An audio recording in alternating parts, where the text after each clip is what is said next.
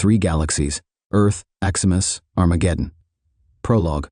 There once was, in the very beginning, an expansive void, cold, quiet, and clear of any life.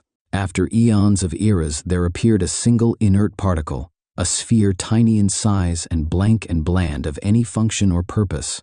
Suddenly, crack, a snap.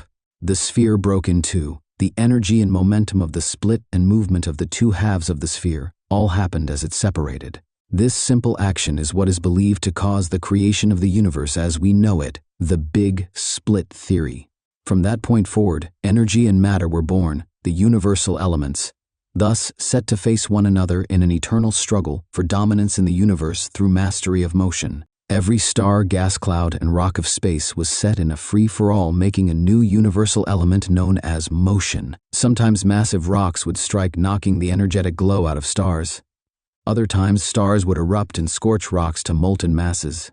And so, the cosmic dance lasted, and has lasted for an eternity of millennia.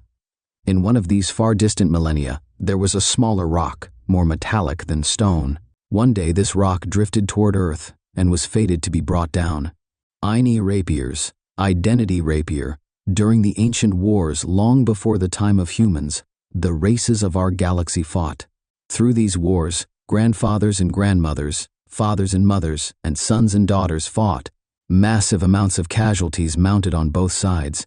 The only way to know the identity of a troop or a fallen troop was through his identity rapier.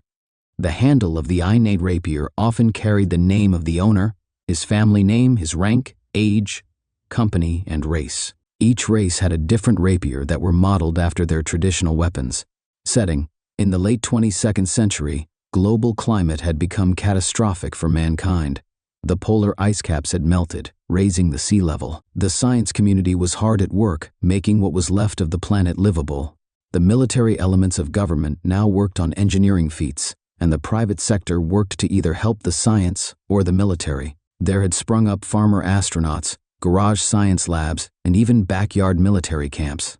A young enlistee from decades back was now the highest-ranked general of the remaining United States military. The U.S. military joined and absorbed the other militaries of the world in the battle to save humanity from damaging heat and solar radiation from the sun. They fought rapidly spreading illness and disease from the poisonous air and water people were forced to consume now. And they were tirelessly combating a crumbling infrastructure after coastal cities and towns were destroyed by the floodwaters. Act 1. Zanato Magimata was the general that had risen to top command in the flood times. He ruthlessly erased all holdouts and opposition to the acquiring and confiscation of the other global militaries and resources. After uniting the American continents, Europe fell in line next. Shortly after Europe, the African continent joined what was called the United Countries of Earth, or USA. After Africa joined, Australia and the United Arab Nations joined. After that, the Russian conglomerate joined as well. Many Asian countries had joined in their own united wave from the east. Countries like the Philippines, Japan, Hong Kong, and even Taiwan had joined in, the lack of response from China. Eventually, for planet-wide benefit, the remnants of China did join. But none of these countries were what they once were before the floods. Mass eradication, destroyed cities, and an ever-encroaching sea had devastated the planet and its inhabitants. Those reliant on social systems and humanity had fared the worst. In the last few years of Zanato's command, he had become obsessed with astronomy. He was fixated on terraforming the moon and beyond. He confiscated Space Force and NASA and moved most of their operations to New Phoenix, where the new Pentagon was located. Zanato had great success terraforming the Mojave Desert and Death Valley. Both were lush, tropical rainforests, now that their temperature was controlled by the army and they both laid on the new coastline. His next trials were to be moon-based, and he and his team had already been flying to and from setting up a makeshift base. Zanato commanded the entire army, but his close-knit team was a concoction of an astrophysicist, mathematician genius Avok Ritan, and a robotics, engineering genius Dr. Alan Franks. The three hand-built a robot with an adaptive AI and self-preservation and self-improvement protocols. Their bot was dubbed ServiceBot P-71 as she was the 71 Stones prototype. Zanato had also built a ship for traveling to the moon and beyond. Each mission was faster than the last and used fewer resources and less time. Their space campaigns were successful with the helical engine-driven Star Shuttle. While making routine scans, one day Zanato's team discovered something.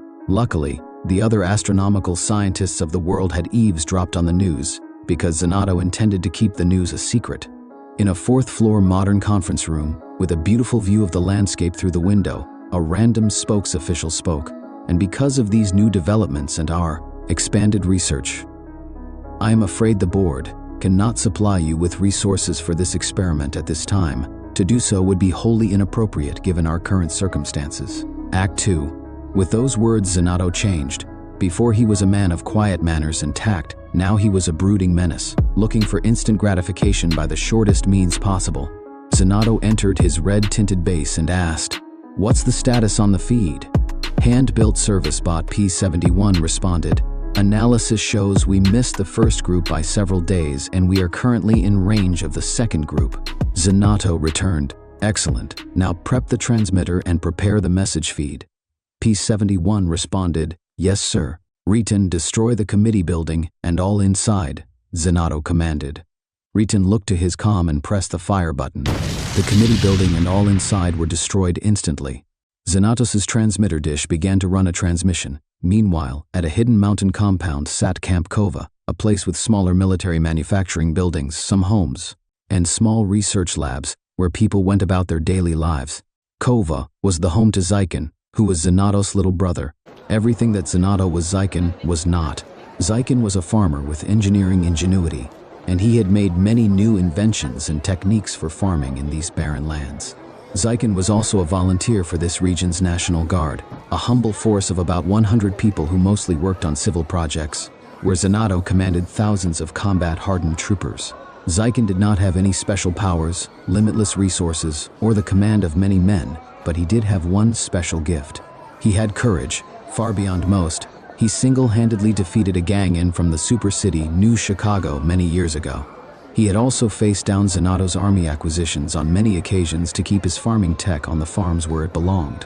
Zykan entered the main central dojo of Kova. "Grandfather, there are troubling situations arising as your feelings predicted."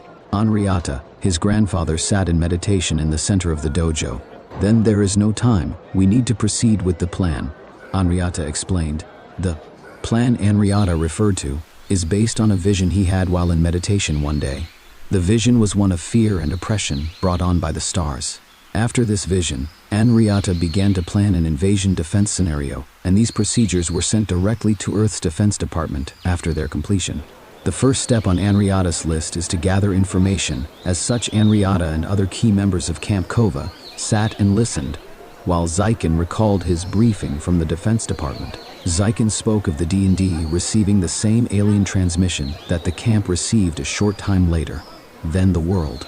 Zykan laid out in detail of how an unknown alien race has made first contact via an automated message sent across many bands, including radio, inferred, data transfer, and all other receiver-type systems. This message was clear and to the point. It spoke of an ongoing cosmic war, a war in which this race, the self-proclaimed Zardos of planet Zegon, have already lost their most valuable possession, their planet. The Zardos explained how there is a horrible race of invading creatures, and how they already dominated most of the galaxy, and how without Earth's help this galaxy and others are doomed to eradication by these insect-like monsters known as the Illinoid. Act 3. The next step in Anriata's plan was to gain communication feeds with any visitors. In order to make contact, it would take many resources. The Kova camp intertwined tightly with the Defense Department on their own, but they were also in close-knit relationships with some of the other militia research camps. One such camp was an actual squad of the Department of Defense, known as C Squad, or Charlie of the Arrow Battalion in the 225th New Hio Brigade, led by a great and strong-willed general named Imar Soa. C Squad was once part of Zanato's front line, but they were banished for siding with the people over the military. Under Soa, C Squad has developed many new weapon platforms and means of defense. Many are new inventions based on the mold and fill building method. Mold and fill uses Dartilian wells, which are ultra-compacted Dartilian sources that can be used to form foundational and structural components to erect buildings, bunkers, shops, and even sheds. Some theorize that vehicles may someday be possible. Dr. Carl Craven was the head of the Computer Engineering, Robotics Artificial Intelligence Council of the D&D, also known as SARA. Through new software, hardware, mold and fill tech, and robotics, Craven has created a vast arsenal of new tech weapons and devices for SOA to use. However, Craven's most secretive and resource-consuming endeavor was known as Project AIDC, Artificial Intelligence-Driven Human Emulator.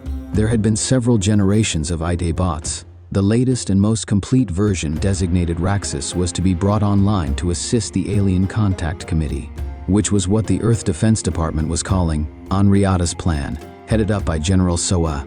Craven housed an orphan student named Axama. Axama was like Craven's protege. She was extremely smart and well-versed in cybersecurity and technological warfare. Craven sent Axama to command, control, and deploy the IDE. On the second day, the camps were busy, bustling nerve centers. The doctors and inventors were out in droves to test all their new wares. There were blades and guns of all types, spears and harpoons, bombs and shields of all sizes and function. Some of the better tools were developed by Kova, like the booster belt, which through nano-endoframe tech a wearer can become nearly weightless. By having several mini-rockets around the belt and backpiece that use powdered dartillion to burn an opposite effect of gravity, these boosts pulsate to enable the occupant to leap long ranges or avoid death by falling. The boost only lasts for a short while, however, seconds if that. Act 4.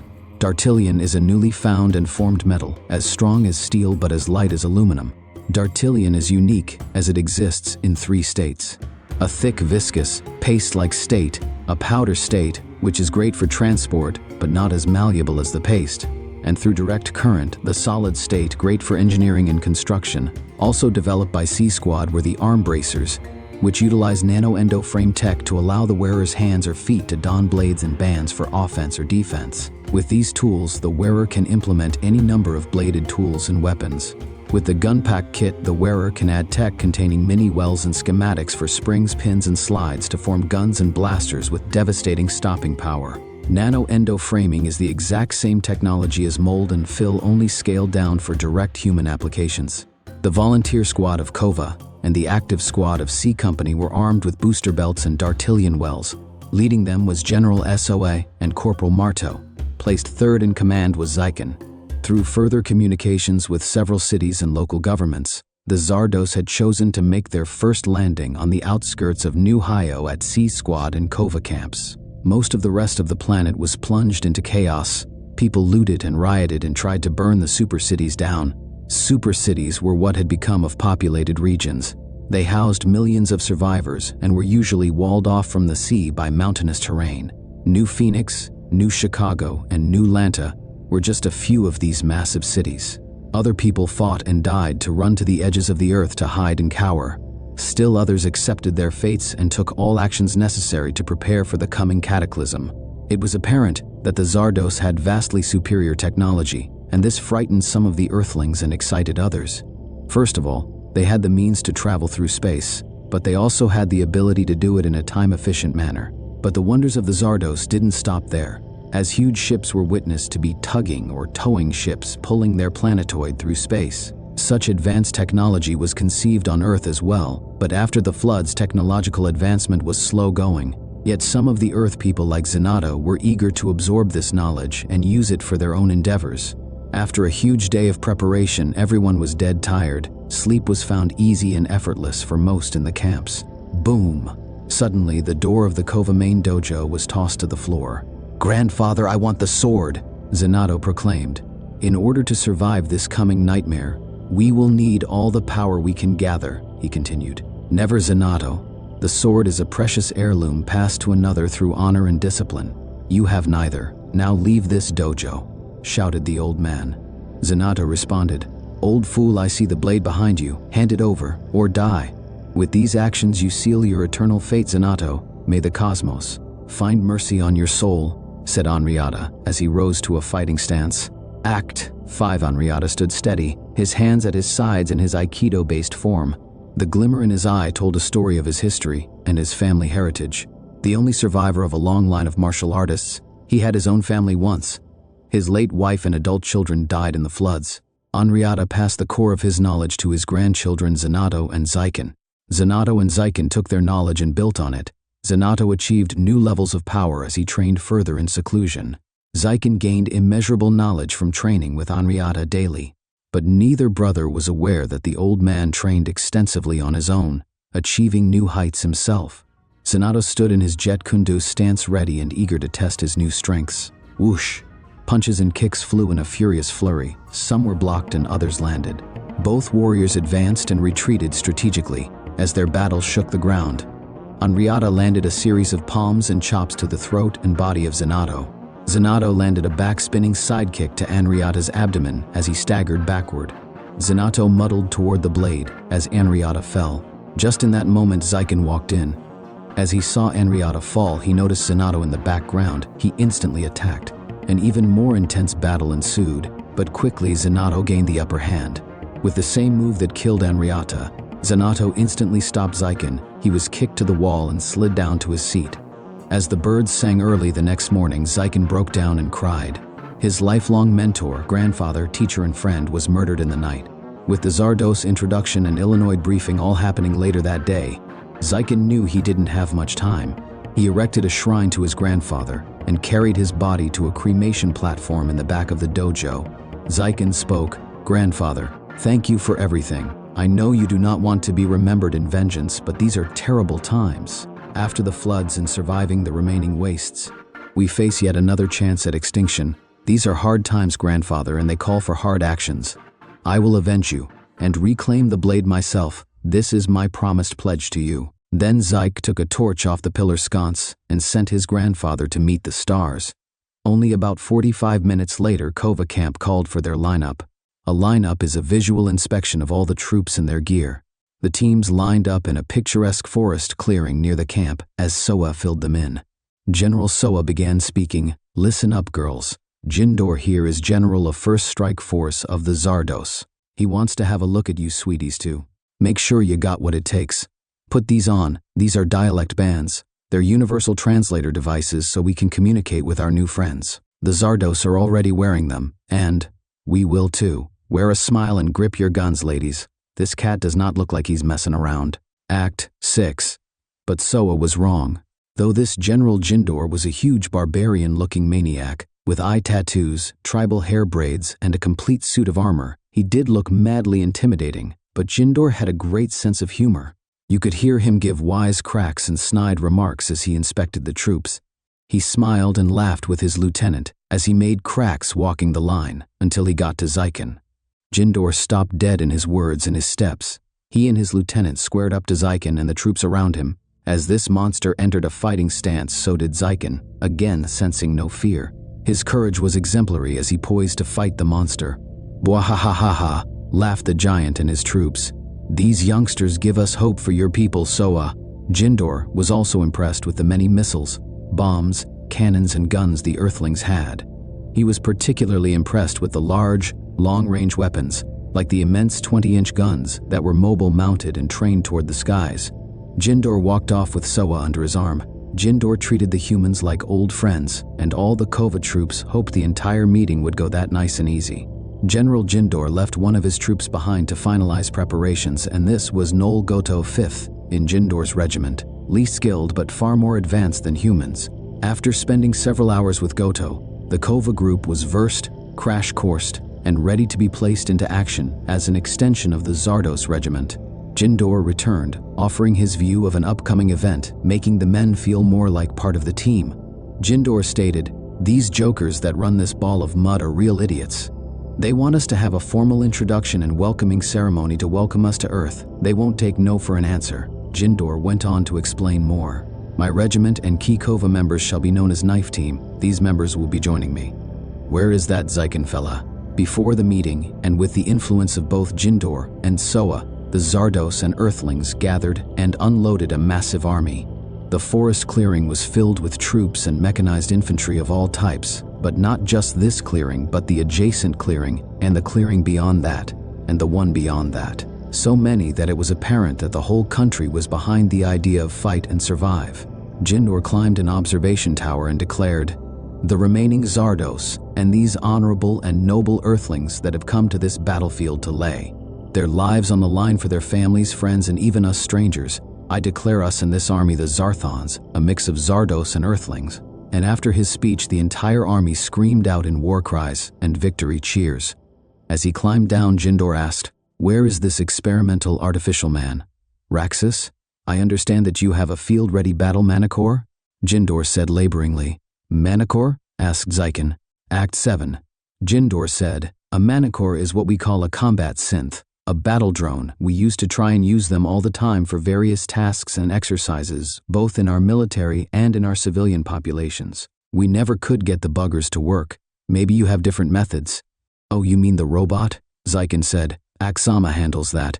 "Yes, well, Era here wishes to help with that." "Era, would you share your trinkets with the lady, please?" Jindor asked. Era carried a small box into Craven's lab. In the box there was a small and simple yet advanced robotic chassis and schematics. The chassis was constructed of lightweight but extremely strong Zardan metals unknown to Earthlings. As Axama examined the chassis, she noted a slot perfect for housing the power source. She also loved the large and empty brain cavity that the skeleton had, in which he could plug in her AI CPU. With this huge advance forward in applications, the student vowed to have a ready and fully operational aid by morning, and she was not to be doubted. Later that night, Jindor told the story of 2 other races of Axamus Mega. He started his speech with war stories of the Zardos. His voice rang out over the crowd as they nestled in for rest.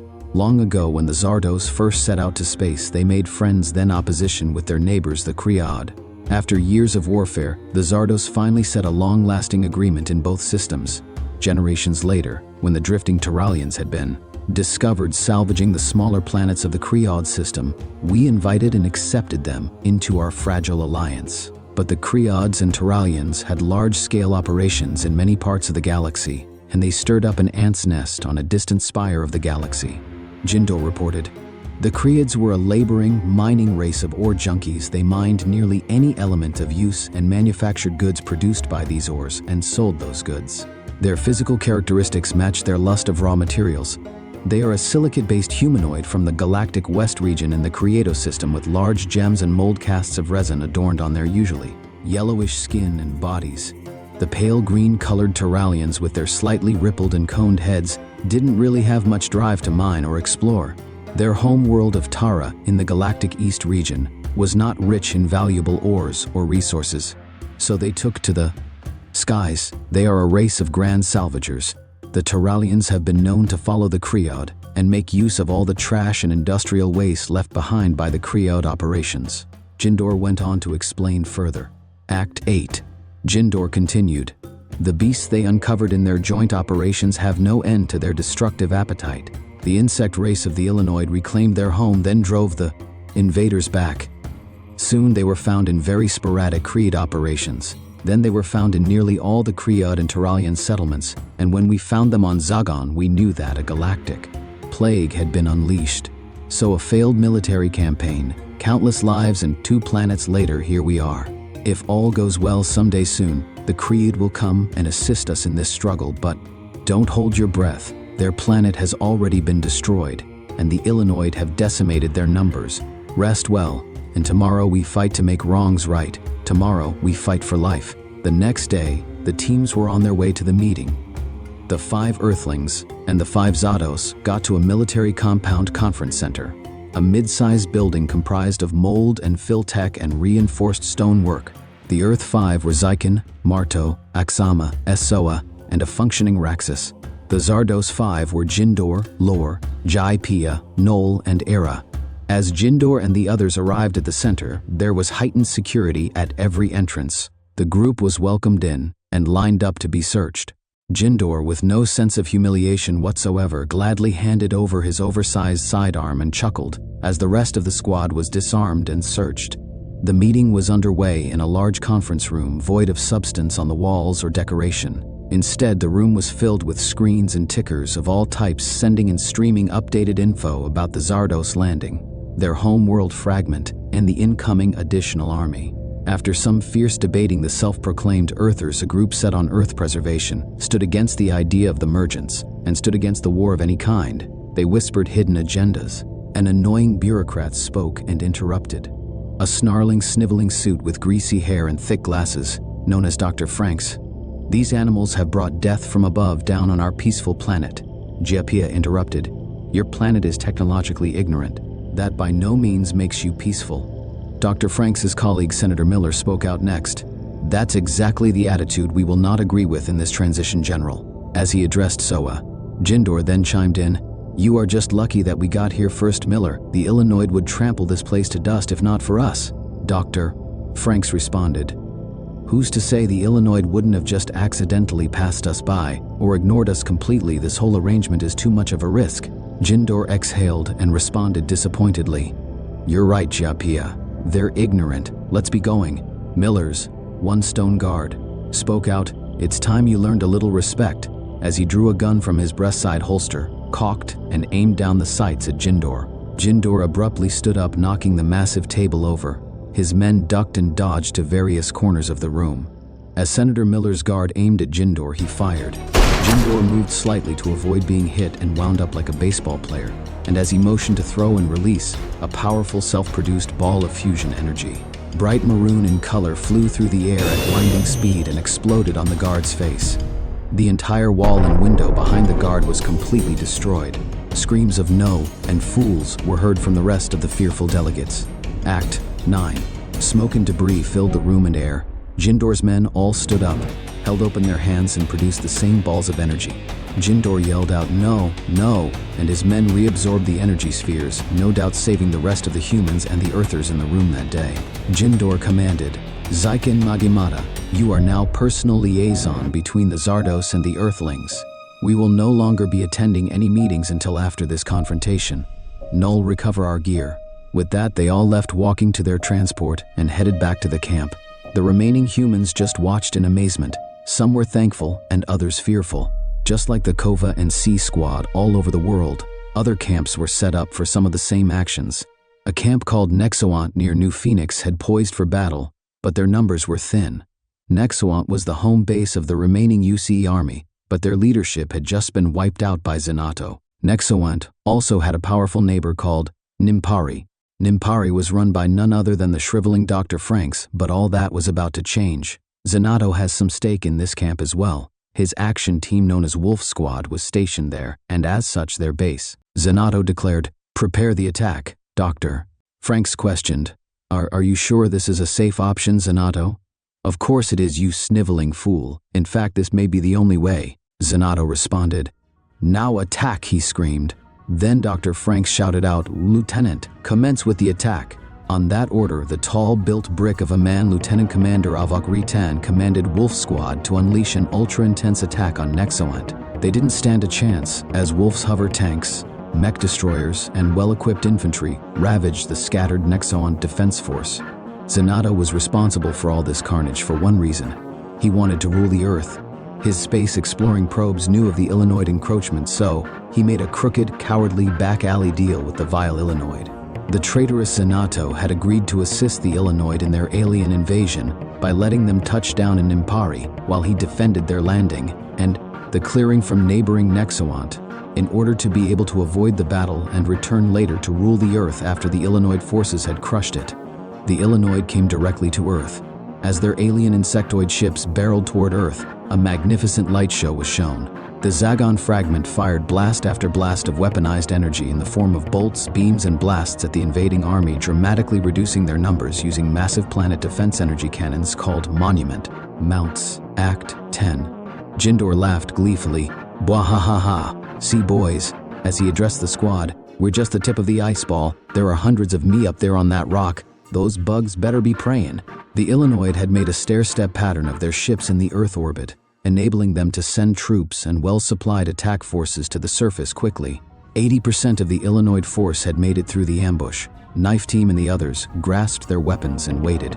The first of several Grand Illicost ships floated down, and hundreds of Beetle tanks and Wasper warriors scattered out from the Illicost. The fight was imminent. Zanato summoned Avok Ritan from the front lines, and they and the Wolf Squad got into the Star Shuttle and took off. As Xanatos' shuttle left over the tree line, the wave of Illinoid began to fly over and flank the squads. "Shall I set the coordinates for the last Illinoid ship as agreed to?" asked Franks. "No, proceed beyond the fleet and get us to the Galactic East region," declared Zanato. Franks returned. "I am not even sure I deciphered these transmissions correctly, but if our calculations are correct, This is an Illinoid star map with pre-entered coordinates coming through on the net. One of these is in the galactic east. Proceed, Xanato commanded. Sir, Franks shouted. Xanatos's deal enabled him to give over the landing zone for a free pass. The coward sold out his people to save his own hide. Zykan didn't know this, and he could only imagine this was the case, but it wasn't. Xanato was to be a prisoner of the Illinoid, which was rare, but he scammed them too. Xanato passed by the invading army and flew beyond all the explosions and just dodged cannon fire as he and his team hurtled into space. Xanato whispered softly, "I am not turning my back in vain, my Earth. I will come back and single-handedly free you from these invaders." The fight had begun. The Illinoid were a horrible foe, tall as 7 or 8 feet on all 4 legs. If they chose, the Illinoid could merge 2 legs into one, making them more vertical and about 9 totem feet tall at this point. They could lift and carry 500 times their weight for miles or days at a time, and their insectoid technology was mysterious and simple at the same time. The Earthlings would have stood no chance against these monsters. The Zardos technology was the only thing that might tip the scale in favor of the now labeled Zarthons. A few sparse fighters buzzed the Zarthon front line. The few turned to more and the more turned to many. Soon the sky was filled with enemy fighters strafing and scouting the lines. Suddenly the first missile flew in and exploded. The strategy of the Illinoid was obvious. They intended to destroy the support structure of the army, so they began their strike on the buildings and defenses around the army. Not out of spite or cold reserve did the Illinoid not engage the Zarthon regime, but out of pure mechanical tried and true strategy. They ignored engagement and attacked the supply lines, causing mass casualties and disruption. Medics, ammo dumps, and reservist troops were decimated in the initial attacks.